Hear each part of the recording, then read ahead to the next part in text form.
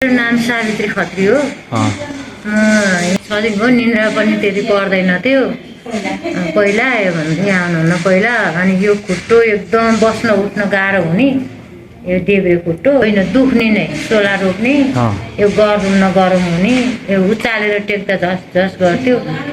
कम भइरहेको छ, कम हुने रहेछ भन्ने आशा लागिरहेको छ। आउनुहोस्, चरीकोटमा नै पहिलो पटक अकुपेसर थेरापी सेवा सञ्चालन आएको छ। हाम्रो सेवाहरू स्टिम, सोनाबाथ, प्यारालाइसिस, हात खुट्टा झमझमाउने, युरिक एसिड, बाथरोग, निन्द्रा नलाग्ने, टन्सिल, पिनास लगायतका सम्पूर्ण सेवा भीमेश्वर नगरपालिकाको पुरानो भवन चरीकोट 7 दोपाटो चोकमा अब एकै ठाउँमा उपलब्ध रहेको छ। शेर्पा होटेल सँगै रहेको अकुपेसर। आउनुहोस्, रोगलाई जरैदेखि फाल्नुहोस्। पीडित रोगीहरू छन्, तर यहाँ पत्ता लगाएर आएदेखि केही सुधार हुने रहेछ भन्ने आशा लागिरहेको। जाने जति उहाँहरूले गर्नुभएछ, अब हामीलाई त के थाहा र गर्नुभएको रहेछ।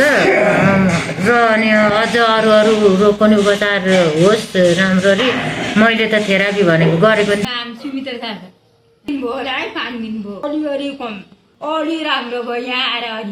होला र यस्तो धेरै दिन भइसक्यो, असारदेखि दुखेको के ठिक होला र जस्तो लागिरहेको थियो। अब मलाई ठिक हुने रहेछ कि भन्ने आशा लागिरहेको छ। म जस्तै रोगीले अब यहाँनिर अलि भित्र रहेछ, मेरो छोराले पनि अलि पत्ता लगाउन गाह्रो भयो।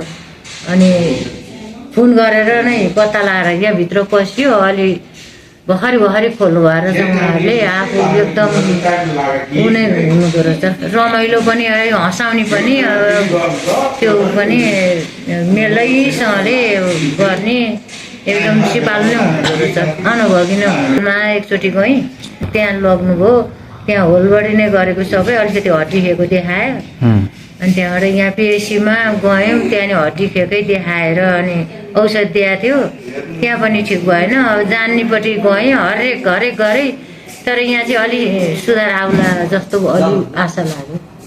डर लाग्ने, हात्तिने, यस्तो मान्छेहरूको छेउतिर जान नसक्ने, आफै डर लाग्ने, समय बितेको 98 40 57 93 स्ट्रेस हुने, बढ्ने, 98 45 76 54 84।